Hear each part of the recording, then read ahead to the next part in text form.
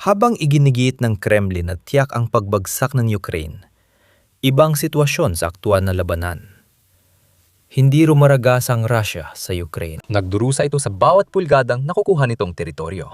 Sa kasalukuyang bilis ng pag-usad, kakailangan ng Russia na ubusin ang 1.5 milyong sundalo para makuha ang Donetsk at aabutin ng 183 taon bago nila masakop ang buong Ukraine. Kalimutan mo na ang panalo, Putin. Baka kailangan mo nang gumawa ng cryogenic chamber para abutan mo ang tagumpay ng Russia na sinasabi mong sigurado. Una, pupunta tayo sa Donetsk. Matagal nang gusto ni Putin ang Donetsk na naging sentro ng labanan mula simula ng pananakop niya sa Ukraine. Ngayon, umasta si Putin na parang sa 2026 babagsak ang Donetsk. Ang kanyang opensiba ngayong tagsibol ay nakatuon sa hanay ng mga pinatibay na lungsod na humaharang sa daan ng Russia papuntang oblast ng Donetsk. Ganun kalaki ang kumpiyansa ng Russia sa tagumpay nag-uutos pa ito sa Ukraine na bawiin ang lahat ng tropa nito sa Donbas, kasamang Donetsk, bago matapos ang Mayo. Kung Russia lang ang pagbabasehan, baka paniwalaan mo agad si Putin na malapit nang bumagsak ang Donetsk. Pero sa likod ng tapang na ipinapakita, may tinatagong madilim na lihim. Malayo pang bumagsak ang Donetsk, kaya kakailangan din ng Russia ng isang buong hukbo o baka ilang hukbo pa para makuha ang rehiyon. Sa pulong ng Konseho ng Seguridad noong Abril 20, ibinunyag ng permanenteng kinatawan ng Ukraine sa UN, Andriy Melnik, ang lihim na itinatago ni Putin sa Donetsk. Habang hinihikayat ni Putin ang Ukraine na umurong at isuko ang teritoryo, mabilis naman siyang nawawala ng sundalo at marami pa siyang kailangang isakripisyo bago makuha ang Donetsk sa dahas. Ayan sa malupit na lohika ng digmaan na ito, upang masakop ang buong teritoryo ng rehiyon ng Donetsk sa pamamagitan ng militar, kailangang magpadala pa si Ginoong Putin ng hindi bababa sa 1.2 milyong sundalo pa sa tiyak na kamatayan, ayon kay Melnik sa konseho. Dagdag niya, nakakatawa ang pahayag ng Russia na umurong ang Ukraine mula sa Donetsk dahil may natitirang 6,000 kilometro kwadrado ng teritoryo roon na kontrolado pa ng Ukraine.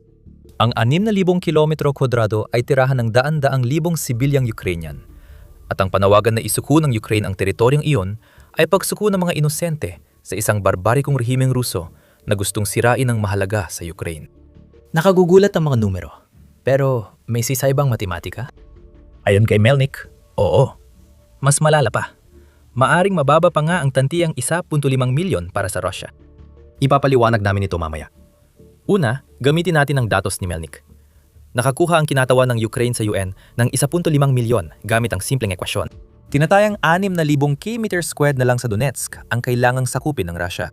Ayon kay Melnik, mabilis mawala ng sundalo ang Rusya. 254 kada kilometro kwadrado ng kanilang nasasakop. I-multiply mo ang 6,000 sa 254 at makakakuha ka ng 1,524,000 kaswalti. Sa totoo lang, mababa pa nga ang tantiyan ni Melnik sa pinsala ng Russia sa Donetsk. Ang dagdag na 24,000 kaswalti ay hindi basta-basta. Kahit pa matagal nang mas marami pa riyan ang handang isakripisyo ng Russia bawat buwan sa Ukraine, dito lalo pang lumalala ang sitwasyon para kay Putin. Kahit 254 na pagkalugi sa bawat kilometro kwadrado, posibleng mas mataas pa ang totoong bilang sa Donetsk. Iyan ay ayon sa ulat ng RBC Ukraine noong Abril 15 ayon kay Ministro ng Tanggulan ng Ukraine na si Mikhailo Fedorov. Sabi ni Fedorov, ginagawang napakamahal sa kalaban ang bawat metro ng lupain ng Ukraine. Dagdag pa niya, nawawalan na ang Russia ng 254 sundalo kada kilometro kwadrado. Sa Donetsk, ang kalaban ay nawawalan ng 428 sundalo kada kilometro kwadrado. Napansin mo ba ang siping yon? Ang 254 sundalo bawat kilometro kwadrado ang average sa buong Ukraine. Sa Donetsk, mas mataas ang bilang. 428 ang namamatay sa bawat kilometrong. Kwadradong nasasakop ng malaking epekto sa mga numerong binanggit ni Melnik sa UN. Kung mapapanatili ng Ukraine ang ganong antas ng pagkawala hanggat kinakailangan ni Putin para masakop ang Donetsk, hindi 1.5 milyon ang casualty rate ng Russia para makuha ang oblast, kundi aabot ito sa 2 tuldok, 5-6 na 8 milyon. 1 pang milyon o higit pang bangkay ang maaring madagdag dahil sa makitid na pananaw ni Putin sa Donetsk. Sa kabilang banda, ang trahedya ng Russia sa Donetsk ay maaring mas mabigat kaysa sa nakikita. Sinira ng regional na average ang pahayag ni Putin na dapat isuko ng Ukraine ang Donetsk. Kung kailangan mo pa ng kaunting konteksto tungkol dito, Kahit na ang pinakamagandang senaryo rito ay nangangahulugan na higit pang madodoble ng Russia ang bilang ng kanilang mga nasawi sa digmaan sa Ukraine hanggang ngayon. Simula nang ilunsad ni Putin ang malawakang pananakop hanggang Abril 22 ayon sa Ukraine, mahigit 1.32 milyong sundalo nang nawala sa Russia. Ayon kay Fedorov, maring tumriple ang casualty rate ng Russia kapag bumagsak ang Donetsk. Manatili muna tayo sa tinatayang pagdodoble ng kaswalti ng Russia. Ibig sabihin ba, kailangan pa ng Russia ng 4 na taon at maraming namatay para makuha ang Donetsk? Hindi naman. Hindi natin nakikita ang sobrang pagbagal ng pag-usad ng Russia sa Ukraine sa nakaraang 4 na taon kung kaswalti lang ang tinitingnan. Lumalang problema dahil mas mataas na ngayon ang antas ng kaswalteng idinudulot ng Ukraine kada kilometrong kwadrado kaysa dati. Para ipakita ito, tingnan natin ang nagawa ng Russia noong 2025. Ayon sa BBC, nakuha ng Russia ang 4,000 at 700 kilometro kwadrado ng Ukraine noong 2025. Sabi ni Alexander Sirski, hepe ng sandatang lakas ng Ukraine, halos 420,000 sundalo ang nawala sa Russia para sa mga tagumpay na yon. Kaya kung susumahin, lumalabas ng casualty rate ay 8.3 kada kilometro kwadrado. Sa Donetsk, 3 hanggang 5 beses na mas mataas ang rate. Kaya ang nakikita natin dito ay hindi talaga tungkol sa pagbagal ng Russia hanggang sa halos hindi na gumagalaw sa Donetsk na aabutin pa ng 4 na taon bago nila makuha ang reyon. Huwag ninyo kaming mami-misinterpret. May pagbagal talaga at lalo nitong pinalalaki ang napakalaking problemang kinaharap ngayon ni Putin sa Donetsk. Mas maraming sundalo ang nawawala sa Russia kada kilometro kwadrado kaysa sa alinmang ibang yugto ng digmaan. Kung itutuloy ng Russia ang pag-atake sa Donetsk at walang balak si Putin, tumigil. Kung hindi niya makuha ang tinatawag na diplomatikong solusyon na gusto niya, malamang aabutin pa ng Russia hanggang sa katapusan ng 2027 at baka umabot pa ng 2028 bago tuluyang mapabagsak ang pinakamalaking target ni Putin ayon sa Institute for the Study of War o ISW.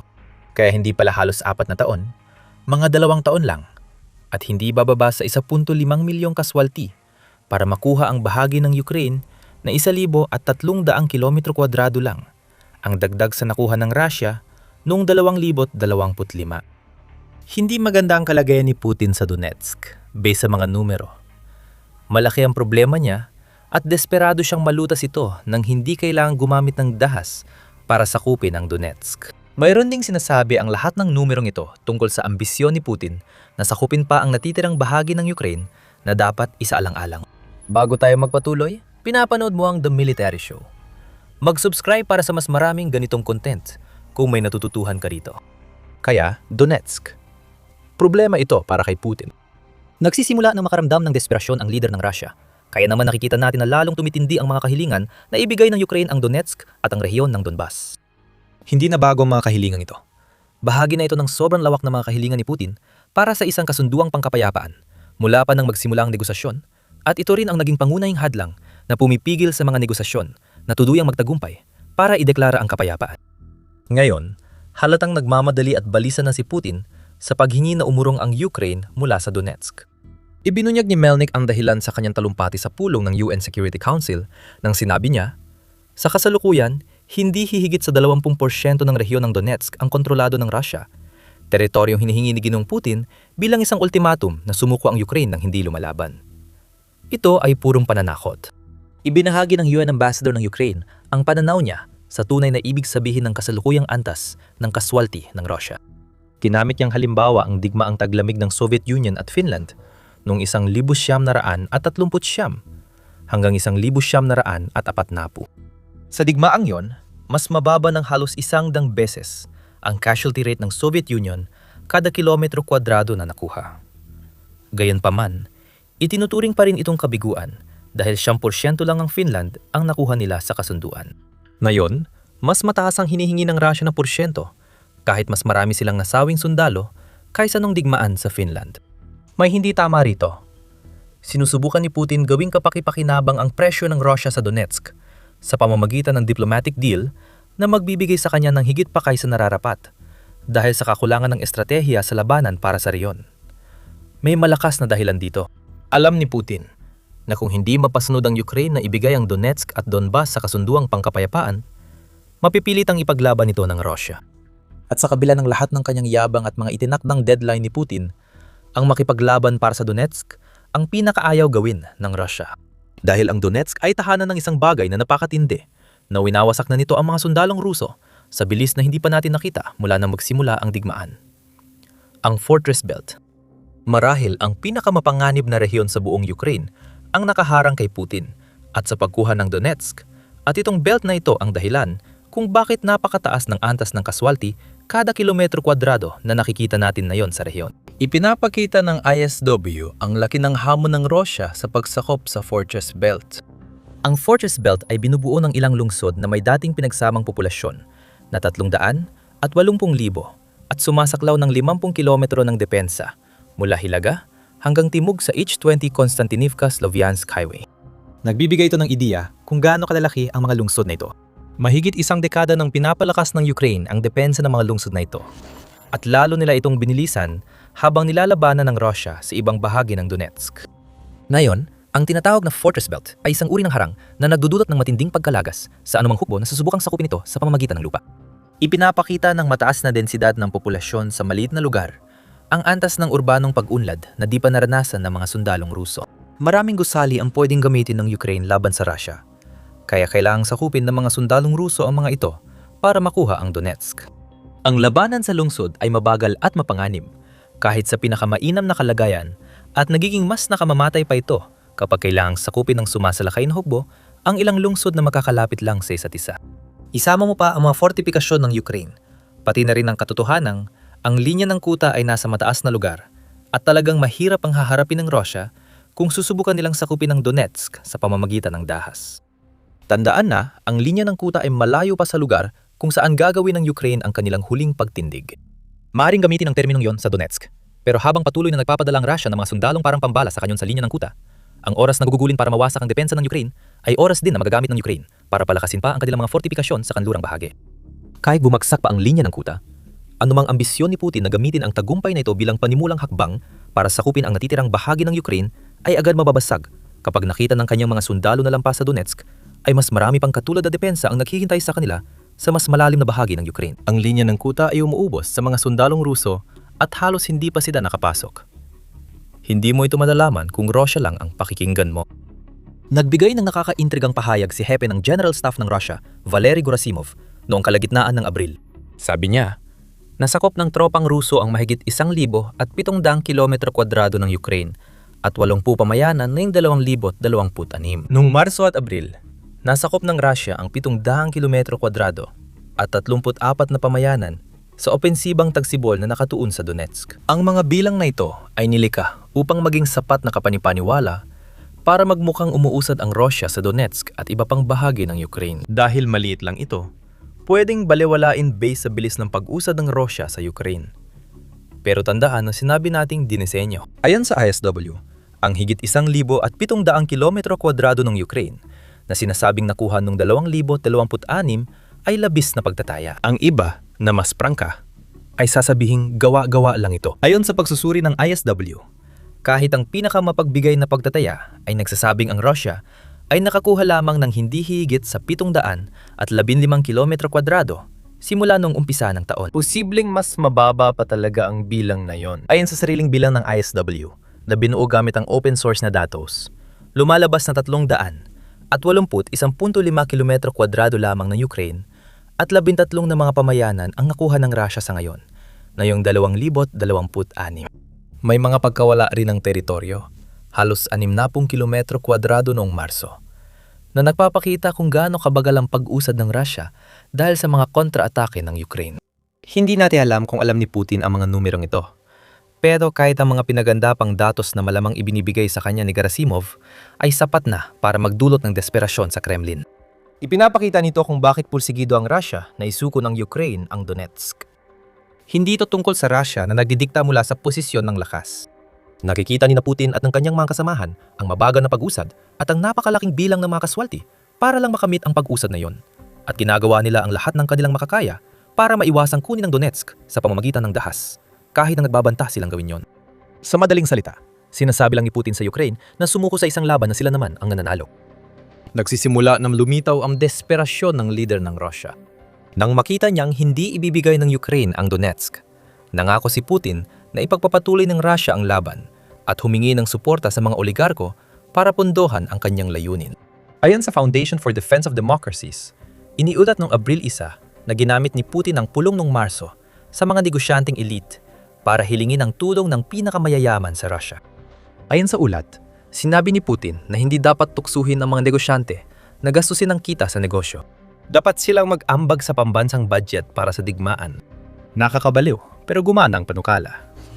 Si Suleyman Karimov, isang kilalang oligarko, ay nagbigay ng $1.23 bilyong.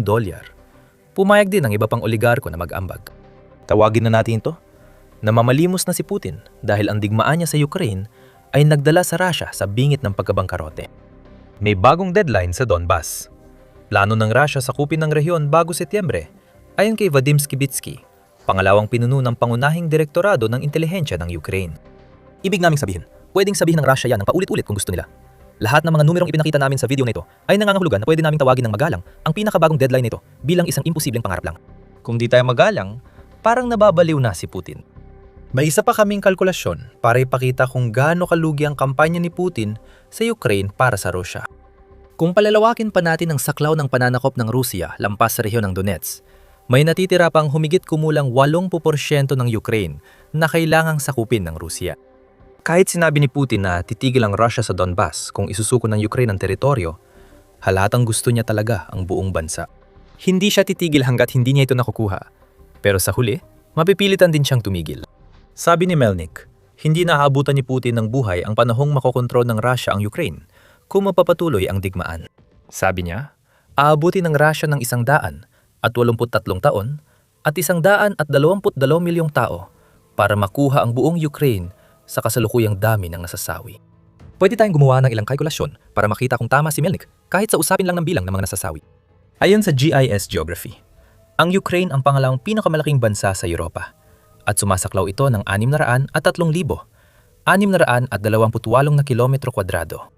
Noong Marso 4, kontrolado ng Russia ang 19.4% ng teritoryo at gaya ng nabanggit, hindi sila mabilis umusad mula noon. Batay dito, masasabi natin na hawak ng Russia ang halos 111,104 na kilometro kwadrado ng Ukraine.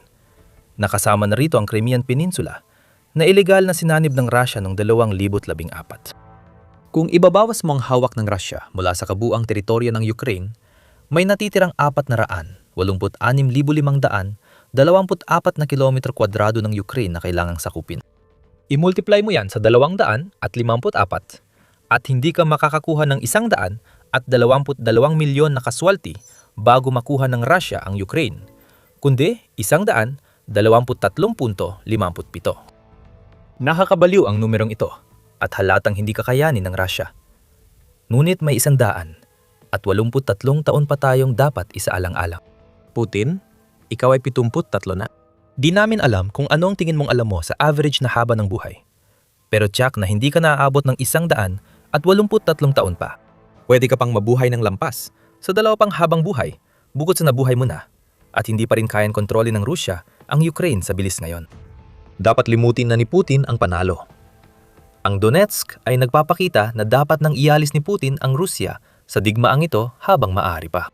Kung hindi niya gagawin, matagal na siyang patay ng di nakaranas ng progreso at ang papalit sa kanya ay haharapin ang bansang nilamon ng sakripisyong hinihingi ni Putin. Pinapapagan ng Ukraine ang Rusya sa pamamagitan ng pagkuha ng teritoryo at mga kontra-atake. Ang aktibong depensa sa Fortress Belt ay epektibo sa timog Ukraine. Kaya napalay ng bansa ang malaking bahagi ng teritoryo. Alamin pa ang iba sa aming video. At kung nagustuhan mo ang video na ito, siguraduhin mag-subscribe ka sa The Military Show para makita pa ang iba pang pagsusuri sa mga numero sa likod ng digmaan sa Ukraine. At maraming salamat, gaya ng dati, sa panonood.